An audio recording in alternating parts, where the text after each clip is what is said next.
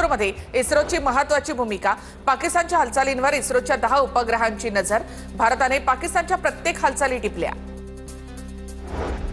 पंजाबच्या झिकरपूरमध्ये वायुदलाच्या वर्दीमध्ये वावरणाऱ्या 2 जणांना अटक, भारतीय वायुसेनेच्या बेसच्या बाहेर फिरत असताना अटक, दोघेही हवाई दलाच्या वर्दीमध्ये रेकी करत असल्याचा आरोप।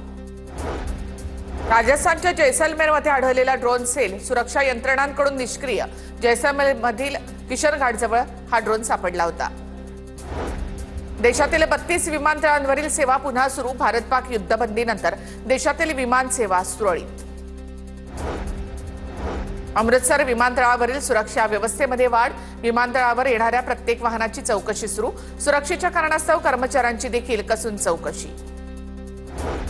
परराष्ट्र सचिव विक्रम मिस्त्री सोशल मीडियावर ट्रोल, मिस्त्रींसह त्यांच्या मुलीला देखील ट्रोल करण्याचा प्रयत्न, ट्रोलिंग नंतर मिस्त्री यांच्याकडून x account lock, IAS, IPS, IFS संघटनांचा मिस्त्री यांना पाठिंबा। भारतीय नौदलाकडून INS विक्रांतचा व्हिडिओ ट्विट, लढाईसाठी तयार कधीही कुठेही असं नौदलाचं ट्विट, भारतीय नौदलाच्या व्हिडिओने पाकिस्तानला धडकी।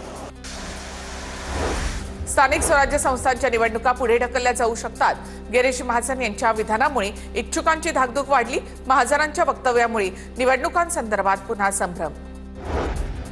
बारामतीमध्ये छत्रपती सहकारी साखर कारखान्याच्या निवडणुकीचा प्रचार अंतिम टप्प्यात, जय भवानी माता पॅनल विरुद्ध छत्रपती बचाव पॅनल यांच्यामध्ये काटेकी टक्कर।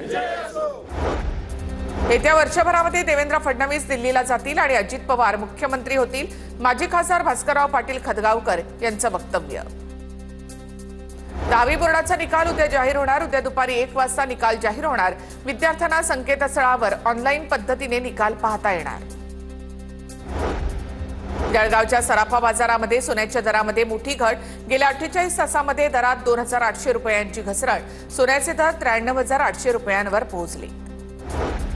मुंबई ठाण्यानंतर आता कोकण मराठवाड्यामध्ये ताशी 50 किलोमीटर वेगाने वारे वाहणार, हवामान विभागाचा अंदाज, नागरिकांना सावधगिरीचा इशारा। विदर्भ आणि मध्य महाराष्ट्राच्या काही भागात पावसाची हजेरी, हवामान विभागाकडून येलो अलर्ट जारी। रायगडच्या पोलादपूर तालुक्यामध्ये अवकाळी पावसाचं थैमान, वजरवाडीमध्ये झाड उन्मळून पडल्यामुळे घराचं नुकसान।